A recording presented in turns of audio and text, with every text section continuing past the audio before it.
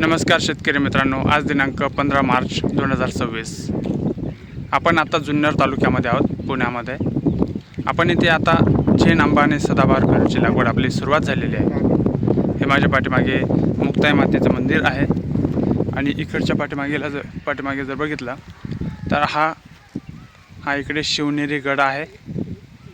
छत्रपती शिवाजी महाराजांचा जन्म झालेला या किल्ल्यावर जन्मस्थळ आहे हे. आणि या ठिकाणी आपण आज झेन आंबा, आपला जो जपानी झेन आंबा आहे, वर्षातून 2 ते 3 वेळा येणारा झेन आंबा आणि सदाबहार पेरू मिश्र फ्रूट फार्मिंग आपण शेती करतोय. मिश्र फळबाग शेती डेव्हलप करून देण्यासाठी जुन्नरला आलेलो आहोत आणि इथे आपली आता ही लागवड चालू झालेली सकाळपासून. तुम्हाला पण जर वर्षातून 2 ते 3 वेळा येणाऱ्या झेन आंब्याची लागवड करायची असेल तर तुम्ही आमच्याशी नक्की संपर्क करा. माझा मोबाईल नंबर आहे 8390069058. आपण 6 एकरचं उत्पन्न एका एकरमध्ये घेतो आणि मिश्र फ्रूट फार्मिंग करतो.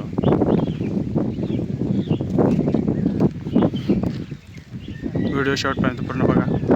धन्यवाद. आणि शेतकरी मित्रांनो, बऱ्याच वेळा आम्हाला शेतकरी भेटतात आणि ते बोलतात की उन्हाळ्यात कशी लागवड करायची किंवा आपण जूनमध्ये लागवड करूया पहिल्या पावसामध्ये.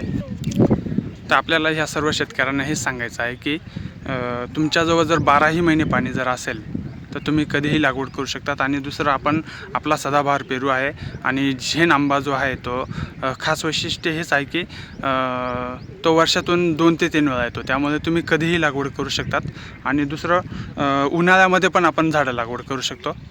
ते अशा पद्धतीने बांध आम्ही पूर्ण स्वच्छ करून घेतला आहे आणि ह्या बांधाच्या मध्ये सुद्धा आपण सफेद जांभळाची लाईन टाकणार आहोत. बांध पण आपण रिकामा सोडणार नाही. इकडच्या खालच्या बाजूला हे शेत पूर्णपणे ओलं करून घेतलेलं आहे, सेंटरला पाईपलाईन टाकून. आणि दोन्ही बाजूला 3-3 ड्रिप इरिगेशन केलेलं आहे मस्त. आणि इकडे आता आपली सुरुवात झालेली आहे सकाळपासून. सकाळी 8 वाजल्यापासून आम्ही 7 ते 8 माणसं आहोत सर्व. लागवड चालू आहे. झेन आंबा पहिल्यांदा लावून घेतो आहे आणि लगेच दुसरं पेरूची पण लाईन चालू करतो आहे. तर उन्हाळ्यामध्ये आपण ही लागवड सुरुवात केलेली आहे. ओम भुवः स्वाहा इदं वाये नमः. 3 फुटावरती इथं खड्डा हे झालं. आपण बरोबर हे 3 फूट कट पावलं इकडं. इदं सूर्याय नमः. बरोबर असं 3 फुटावरती बरोबर एवढंच खड्डं करायचं, जास्त खोल खड्डं करायचं नाही. इथून बरोबर असं सारखा बाजूला इकडे समोर दोन्ही बाजूने बरोबर दोरी अशी हल्ली नाही पाहिजे. ओके, हे बघा, नरम करायचे फक्त तुम्हाला. बरोबर या खड्ड्याच्या असं सेंटरला घ्यायचं. आता हे बघा, हे खड्डं तुम्ही मागं केलेलं होतं, मागं नाही, बरोबर हे 3 फुटावरती आलं पाहिजे आपलं.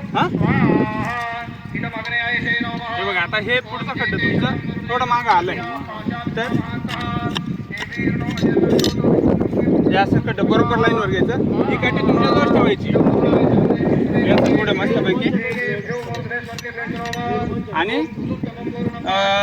पिशव्या फोडणार कुठे, ब्लेड कुठे, ब्लेड तिकडे का? बरं, या इकडे लावणार कोण आहे? इकडे या. खड्डे लावायला तुम्ही का? हां, हे बघा, हे पिशवी बरोबर असे फोडून घ्यायचे व्यवस्थितरित्या. झाड फुटू द्यायचं नाही काय.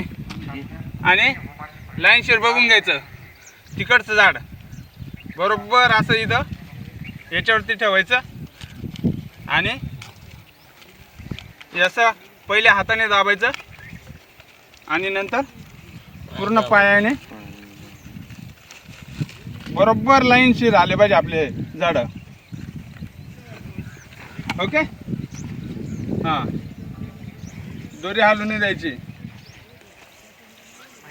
हां, पायाने दाबा आता. आणि दुसरी गोष्ट, सरका बाजूला, हे बघा आपला हा जो कलम आहे, ही पिशवी आहे, हा कलम आपला हां बुजला नाही गेला पाहिजे तो. चांगला पायाने दाबून द्यायचं, म्हणजे झाड हललं नाही पाहिजे किंवा वाऱ्याने झाड पडलं नाही पाहिजे. ओके. बघा मित्रांनो, आपले आज झेन आंबा लागवड स्टार्ट झालेली आहे. समोरच या बाजूला शिवनेरी गड आहे. जुन्नरमध्ये पुण्यामध्ये आपण ही सुरुवात केलेली आहे आणि आज 15 मार्च 2026. लोक शेतकरी मला बऱ्याच वेळा शेतकरी भेटतात, म्हणतात उन्हाळ्यामध्ये लागवड होते का. तर आज आपल्या तुमच्या डोळ्यासमोर आहे. माझ्या पाठीमागे शिवनेरी गड आहे आणि ते आपण 1 एकरमध्ये सदाबहार, पेरू आणि झेन आंबा मिश्र फ्रूट फार्मिंग करतोय. मिश्र फळबाग शेती लागवड करतोय. या ठिकाणी माणसं आलेले आहेत आणि लागवड स्टार्ट झालेली आहे. तुम्हाला पण जर मिश्र फळबाग शेती करायची असेल, झेन आंबा आणि सदाबहार पेरूची लागवड करायची असेल तर स्क्रीनवर दिलेल्या नंबरवर संपर्क साधा. दुसरं, 3 एकरचा आंबा 1 एकरमध्ये आणि 3 एकरचा पेरू, सदाबहार पेरू 1 एकरमध्ये. एकाच एकरमध्ये आपण 6 एकरचं उत्पन्न कसं घ्यायचं हे शेतकऱ्यांना शिकवतो. 6 एकरचं उत्पन्न तुम्हाला 1 एकरमध्ये भेटणार आहे. म्हणजे जर तुम्हाला 6 एकर शेती करायची असेल तर तुम्हाला 6 एकरला पाणी लागतं, 6 एकरला मजुरी लागते, 6 एकरला खतं लागतात, 6 एकरला औषधं लागतात आणि हेच तुम्हाला फक्त इथे 1 एकरमध्ये लागणार आहे. तर त्यामुळे आपली शेती पण म्हणजे कमी जागेमध्ये जास्त उत्पन्न मिळतं. धन्यवाद.